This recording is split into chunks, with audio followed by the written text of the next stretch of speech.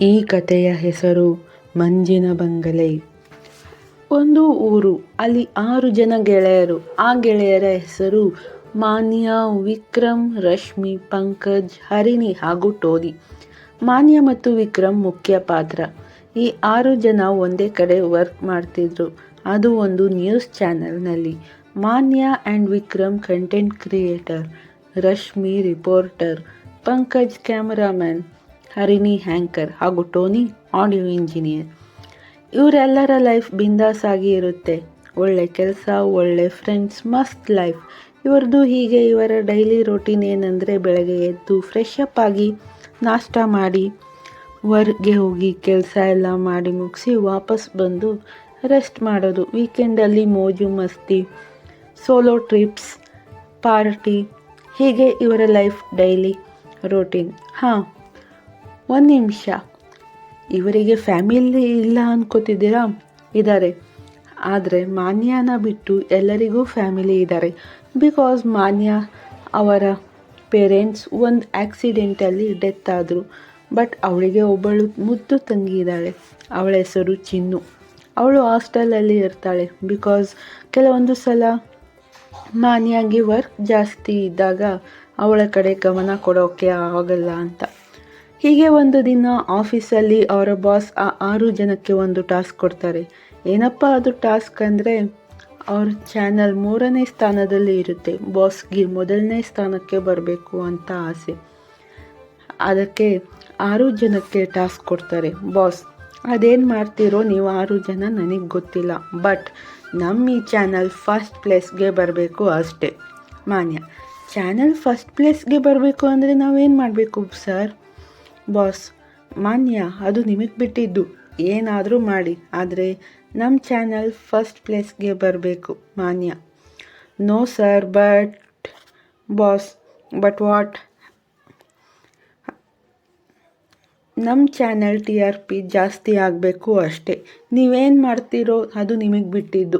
Vikram, okay sir, we will try our best. Boss, Vikram, ಬರೀ try ಮಾಡ್ತೀನಿ ಅನ್ನೋದು ಅಲ್ಲ, you should. Vikram, okay sir, ನೀವು ನೋಡ್ತಾ ಇರಿ ನಮ್ಮ ಚಾನಲ್ ಹೇಗೆ ಫಸ್ಟ್ ಪ್ಲೇಸ್ಗೆ ಬರುತ್ತೆ ಅಂತ. Boss, good Vikram, I like it. Boss ಅಲ್ಲಿಂದ ಹೋಗ್ತಾರೆ. ಮಾನ್ಯ, ವಿಕ್ರಮ್ ತುಂಬ ಕಾನ್ಫಿಡೆನ್ಸಲ್ಲಿ ಇದೆಯಾ? ನಮ್ಮ ಚಾನಲ್ ಫಸ್ಟ್ ಪ್ಲೇಸ್ಗೆ ಬರುತ್ತಾ? ವಿಕ್ರಮ್, ಗೊತ್ತಿಲ್ಲ. ಮಾನ್ಯ, ಹೋಗಲಿ, ಒಂದು ಒಳ್ಳೆ ಕಂಟೆಂಟ್ ಕ್ರಿಯೇಟ್ ಮಾಡೋಣ, ಯೋಚನೆ ಮಾಡಬೇಡ, ಐ ಆಮ್ ವಿತ್ ಯು. ಮಾನ್ಯ, ವಿಕ್ರಮ್ ಫ್ರೆಂಡ್ಸ್ ಎಲ್ಲರೂ ಜೋರಾಗಿ ನಾವು ಕೂಡ ಇದ್ದೀವಿ.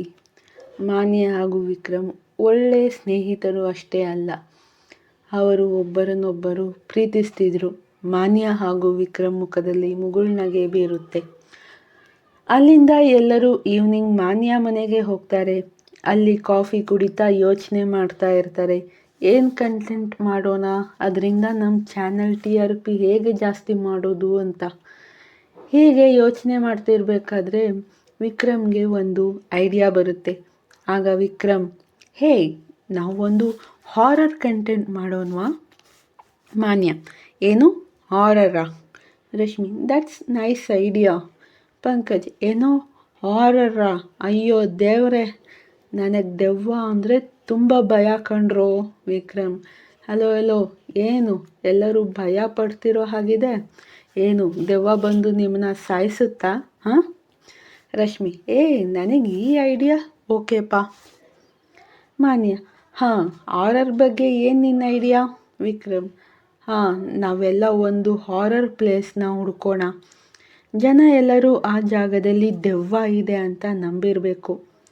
ಅಂಥ ಜಾಗಕ್ಕೆ ನಾವು ಹೋಗಿ ಅಲ್ಲಿ ಒಂದು ವೀಕ್ ಇದ್ದು, ಅಲ್ಲಿ ನಮಗೆ ದೆವ್ವದ ಎಕ್ಸ್ಪೀರಿಯನ್ಸ್ ಆಗಿದೆ, ಅಲ್ಲಿ ದೆವ್ವ ಇದೆ ಅಂತ ನಾವೇ ದೆವ್ವ ವೇಷ ಹಾಕಿ ವಿಡಿಯೋ ಶೂಟ್ ಮಾಡೋಣ.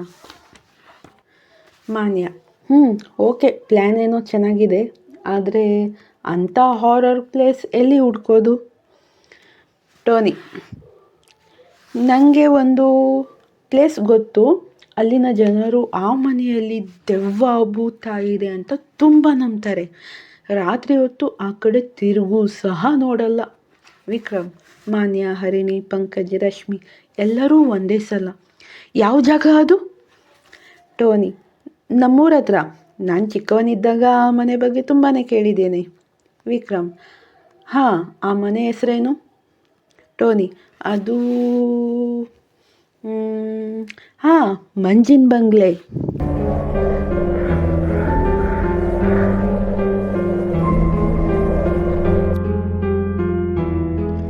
ಟೋನಿ ಆ ಹೆಸರು ಹೇಳುತ್ತಿದ್ದಂತೆ ಒಂದು ಕ್ಷಣ ಆ ರೂಮಿನಲ್ಲಿ ನಿಶ್ಶಬ್ದ ಆವರಿಸಿತು. ಮಂಜಿನ ಬಂಗಲೆ ಹೆಸರೇನು ಸುಂದರವಾಗಿದೆ, ಆದರೆ ಅದರ ಹಿಂದಿನ ಕಥೆಗಳು ಅಷ್ಟೇ ಭಯಾನಕವಾಗಿದ್ದವು. ವಿಕ್ರಮ್ ಕುತೂಹಲದಿಂದ: ಮಂಜಿನ ಬಂಗಲೆನಾ? ಹೆಸರೇನೋ ಫಿಲ್ಮ್ ಥರ ಇದೆ, ಆದರೆ ಅಲ್ಲಿ ಹೋಗೋಕ್ಕೆ ಅಷ್ಟೊಂದು ಭಯ ಪಡೋ ಅವಶ್ಯಕತೆ ಏನಿದೆ ಟೋನಿ? ಟೋನಿ: ವಿಕ್ರಮ್, ಅದು ಬರೀ ಹೆಸರಲ್ಲ. ಆ ಬಂಗ್ಲೆ ಇರೋದು ಒಂದು ದಟ್ಟವಾದ ಕಾಡಿನ ಮಧ್ಯ. ವರ್ಷದ 12 ತಿಂಗಳು ಅಲ್ಲಿ ಮಂಜು ಮುಚ್ಚಿಕೊಂಡಿರುತ್ತೆ. 20 ವರ್ಷಗಳ ಹಿಂದೆ ಅಲ್ಲಿ ಒಂದು ದೊಡ್ಡ ಕುಟುಂಬ ನಿಗೂಢವಾಗಿ ಸಾವನ್ನಪ್ಪಿದೆ. ಅಂದಿನಿಂದ ಆ ಕಡೆ ಹೋದವರು ವಾಪಸ್ ಬಂದಿದ್ದು ಉದಾಹರಣೆ ಕಡಿಮೆ. ಮತ್ತೆ ವಿಚಿತ್ರವಾದ ಕಿರುಚಾಟ ಶಬ್ದ ಕೇಳಿಸುತ್ತೆ ಅಂತ ಜನ ಹೇಳ್ತಾರೆ. ಹರಿಣಿ: ಏನು ಕಿರುಚಾಟನಾ? ಅದು ಕಾಡು ಮಧ್ಯದಲ್ಲಿರೋ ಬಂಗ್ಲೆಯಿಂದ ಕಾಡಿನ ಹೊರಗಡೆವರೆಗೂ ಕಿರುಚಾಟದ ಶಬ್ದ ಕೇಳಿಸುತ್ತಾ? ಏನು ಹೇಳ್ತಿದ್ಯಾ ನೀನು ಟೋನಿ? ಟೋನಿ: ಹೌದು, ಇದು ನಾನು ಹೇಳಿದ್ದಲ್ಲ, ಜನರು ಹೇಳಿದ್ದು. ತುಂಬ ಜೋರಾಗಿ ಕಿರುಚ್ತಾರೆ, ವಿಚಿತ್ರವಾಗಿ ಕಿರುಚ್ತಾರೆ ಅಂತ ಹೇಳ್ತಿದ್ರು. ಮಾನ್ಯ ಯೋಚಿಸುತ್ತಾ: ನೋಡಿ, ನಮಗೆ ಬೇಕಾಗಿರೋದು ಇದೆ. ಜನ ಯಾವುದನ್ನ ನೋಡಿ ನಂಬ್ತಾರೋ ನಾವು ಅದನ್ನೇ ಕ್ಯಾಮ್ರಾದಲ್ಲಿ ತೋರಿಸ್ಬೇಕು.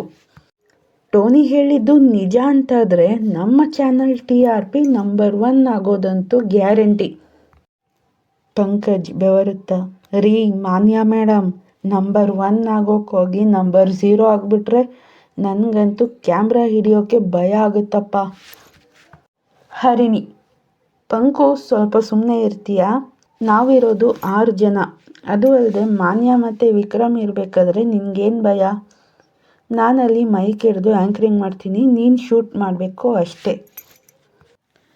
ವಿಕ್ರಮ್: ಸರಿ, ಹಾಗಿದ್ರೆ ನಾಳೆ ನಮ್ಮ ಈ ಪ್ಲ್ಯಾನ್ ಬಗ್ಗೆ ಬಾಸ್ ಹತ್ರ ಮಾತಾಡಿ ನಾವೆಲ್ಲ ಹೊರಡೋಣ ಅಂತೇಳಿ ಎಲ್ಲರೂ ಮಾನ್ಯ ಮನೆಯಿಂದ ಹೊರಡ್ತಾರೆ.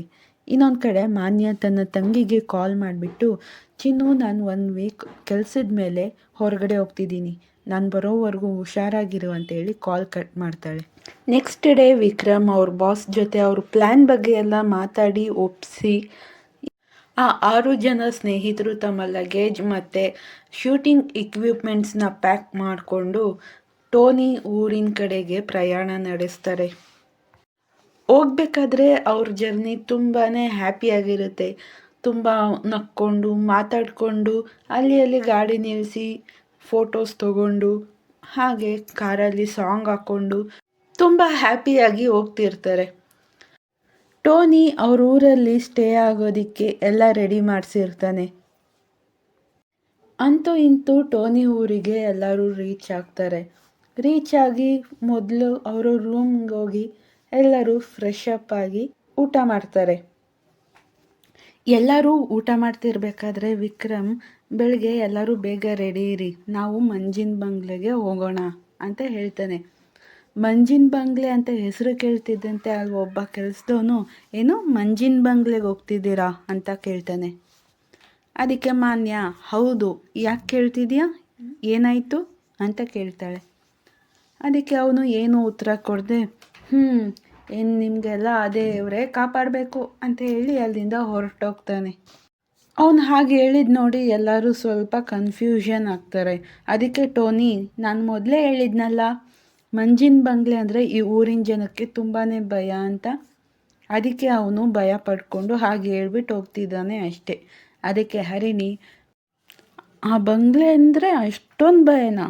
ಹೆಸರು ಕೇಳಿದ ತಕ್ಷಣ ಭಯ ಪಡ್ತಿದ್ದಾರಲ್ಲ ಅಂತ ಹರಿಣಿ ಕೇಳಿದ್ದಕ್ಕೆ ಟೋನಿ: ಮತ್ತು 20 ವರ್ಷಗಳ ಹಿಂದೆ ಅಲ್ಲಿ ಒಂದು ಕುಟುಂಬ ಪೂರ್ತಿ ನಿಗೂಢವಾಗಿ ಸಾವನ್ನಪ್ಪಿದೆ, ಅದಕ್ಕೆ ಅಷ್ಟೊಂದು ಭಯ ಪಡ್ತಿದ್ದಾರೆ. ಆ ಮನೆಯಲ್ಲಿ ದೆವ್ವ ಭೂತ ಇದೆ ಅಂತ ಎಲ್ಲ ಹೇಳ್ತಾರೆ, ಅದಕ್ಕೆ ಅಷ್ಟೊಂದು ಭಯ ಪಡ್ತಾರೆ ಈ ಊರಿನ ಜನ ಅಂತ ಟೋನಿ ಹೇಳ್ತಾನೆ. ಅದಕ್ಕೆ ಹರಿಣಿ: ದೆವ್ವ ಭೂತ ಎಲ್ಲ ಮೂಢನಂಬಿಕೆ ಅಷ್ಟೇ. ಯಾರಿಗೊತ್ತು, ಆ ಪ್ರಾಪರ್ಟಿಗೋಸ್ಕರ ಆ ಫ್ಯಾಮಿಲಿನ ಸಾಯಿಸ್ಬಿಟ್ಟು ಆ ಪ್ರಾಪರ್ಟಿಗೋಸ್ಕರ ಸುಳ್ಳು ಸುದ್ದಿ ಹಬ್ಸಿರ್ಬೋದಲ್ವಾ. ಅದಕ್ಕೆ ವಿಕ್ರಮ್, ಎಸ್, ಅರಿಣಿ ಹೇಳ್ತಿರೋದು ನಿಜಾನೇ. ನನಗಂತೂ ಆ ಬಂಗ್ಲೆಯಲ್ಲಿ ದೆವ್ವ ಇರಲ್ಲ ಅನ್ನಿಸ್ತಿದೆ. ದೆವ್ವ ಭೂತ ಎಲ್ಲ ಬರೀ ಕತೆ ಅಷ್ಟೇ. ಯಾರೂ ಭಯಪಡೋ ಅವಶ್ಯಕತೆ ಇಲ್ಲ. ಬೆಳಗ್ಗೆ ಬೇಗ ಎದ್ದೇಳಬೇಕು ಅಂತ ಹೇಳಿ ವಿಕ್ರಮ್ ಮತ್ತು ಎಲ್ಲರೂ ಹೋಗಿ ಮಲ್ಕೋತಾರೆ. ಮತ್ತೆ ಬೆಳಗ್ಗೆ ಬೇಗನೆ ಎದ್ದು ರೆಡಿ ಆಗ್ತಿರ್ತಾರೆ.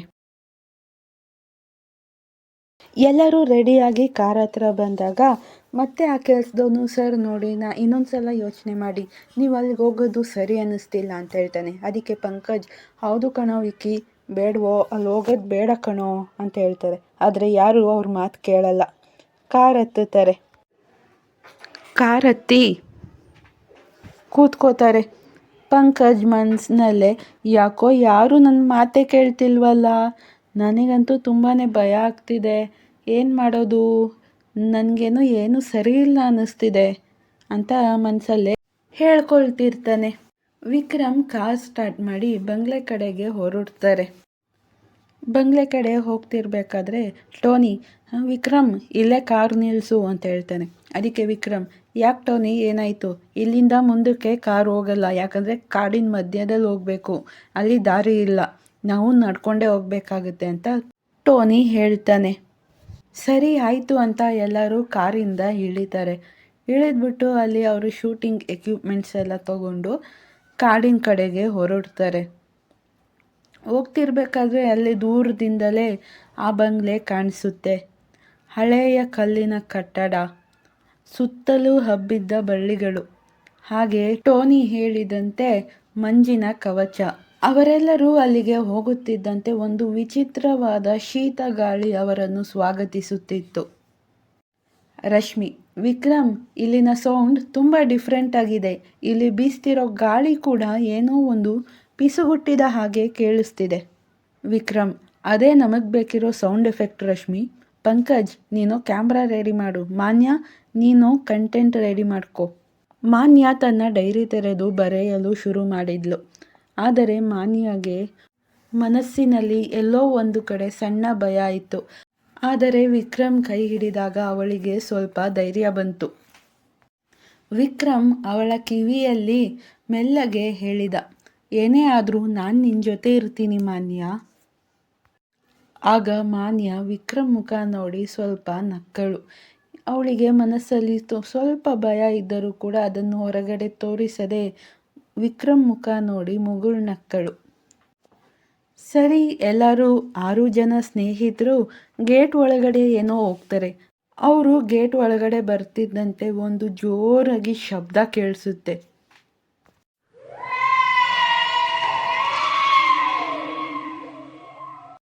ಎಲ್ಲರೂ ಆ ಶಬ್ದ ಕೇಳ್ತಿದ್ದಂತೆ ಅಲ್ಲೇ ನಿಂತ್ಕೋತಾರೆ. ಆಮೇಲೆ ವಿಕ್ರಮ್, ಏನೂ ಇರಲ್ಲ, ಬನ್ನಿ ಹೋಗೋಣ ಅಂತ ಹೇಳಿ ಎಲ್ಲರೂ ಮುಂದೆ ಹೋಗ್ತಾರೆ. ಆ ಬಂಗ್ಲೆ ತುಂಬ ವರ್ಷಗಳಿಂದ ಪಾಳು ಬಿದ್ದಿರೋದ್ರಿಂದ ಆ ಬಾಗಿಲು ತೆಗಿಯೋಕ್ಕಾಗ್ತಿರಲ್ಲ. ಅದಕ್ಕೆ ಟೋನಿ, ವಿಕ್ರಮ್ ಮತ್ತು ಪಂಕಜ್ 3 ಜನ ಸೇರಿ ತಳ್ತಾರೆ. ಕೊನೆಗೂ ಡೋರ್ ಓಪನ್ ಆಗುತ್ತೆ. ಡೋರ್ ಓಪನ್ ಆಗ್ತಿದ್ದಂತೆ ಒಳಗಡೆ ಇರೋ ಪಕ್ಷಿಗಳೆಲ್ಲ ಹೊರಗಡೆ ಬರುತ್ತೆ. ಆಗ ಪಂಕಜ್, ಅಯ್ಯೋ ದೆವ್ವ ದೆವ್ವ ದೆವ್ವ ದೆವ್ವ ಅಂತ ಜೋರಾಗಿ ಕಿರುಚ್ತಾನೆ.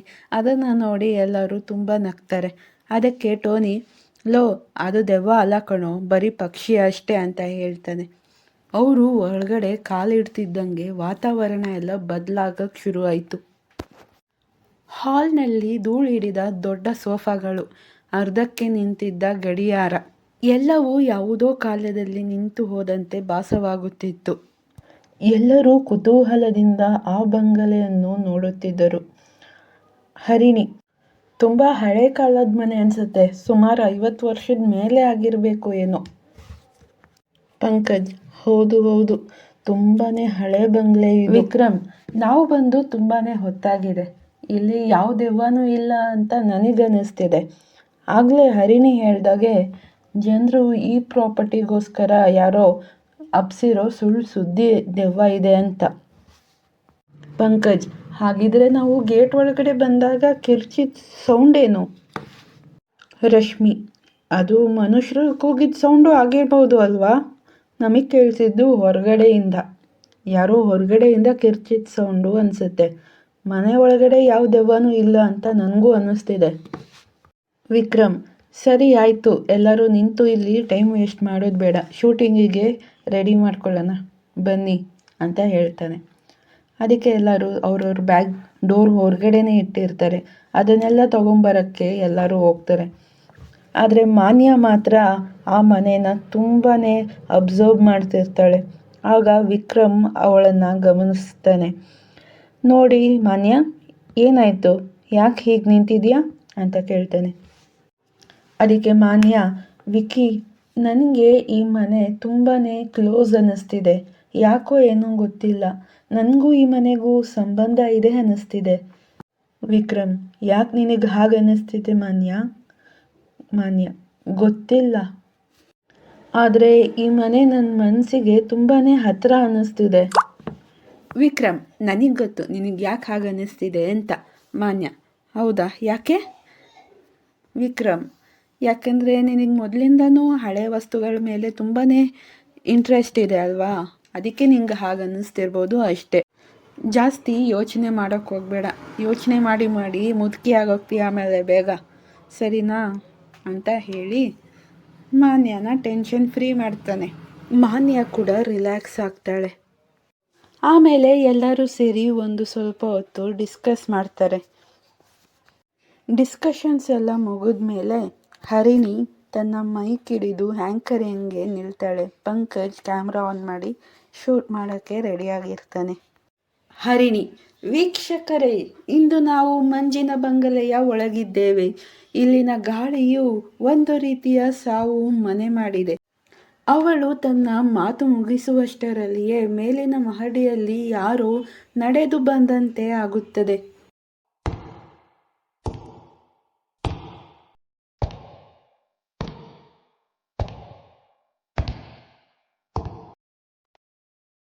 ಪಂಕಜ್ ಕ್ಯಾಮ್ರಾ ಕೆಳಗೆ ಬಿಟ್ಟು, ಅಯ್ಯೋ, ಯಾರದು ಅಲ್ಲಿ? ಎಲ್ಲರೂ ಮಹಡಿ ಮೆಟ್ಟಿಲ ಹತ್ತಿರ ಬಂದು ನಿಂತು ಮೇಲೆ ನೋಡ್ತಾರೆ. ಅಲ್ಲಿ ಯಾರೂ ಇರೋದಿಲ್ಲ, ಆದರೆ ಮೆಟ್ಟಿಲುಗಳ ಮೇಲೆ ಹೆಜ್ಜೆ ಗುರುತುಗಳು ಮೂಡುತ್ತಿದ್ದವು. ಅದು ಕೂಡ ರಕ್ತದ ಬಣ್ಣದಲ್ಲಿ ಇದ್ದವು. ಮಾನ್ಯ ಗಡಗಡ ನಡುಗುತ್ತಾ, ವಿಕ್ರಮ್, ಅದು ಅದು ಮನುಷ್ಯ ಹೆಜ್ಜೆ ಥರ ಕಾಣ್ತಿಲ್ಲ. ಟೋನಿ ತನ್ನ ಎರಡನೇ ಕ್ಯಾಮರಾದಲ್ಲಿ ಆ ದೃಶ್ಯವನ್ನು ಸೆರೆಹಿಡಿಯಲು ಹೋದಾಗ ಅವನ ಕ್ಯಾಮ್ರಾದ ಡಿಸ್ಪ್ಲೇ ಸಡನ್ ಆಗಿ ಬ್ಲಾಕ್ ಆಯಿತು. ಕೇವಲ ಬಿಳಿ ಮಂಜು ಕಾಣುತ್ತಿತ್ತು. ಆ ರಕ್ತದ ಬಣ್ಣದ ಹೆಜ್ಜೆ ಗುರುತುಗಳನ್ನು ಕಂಡ ಕೂಡಲೇ ಎಲ್ಲರ ಎದೆಬಡಿತ ಜೋರಾಯಿತು.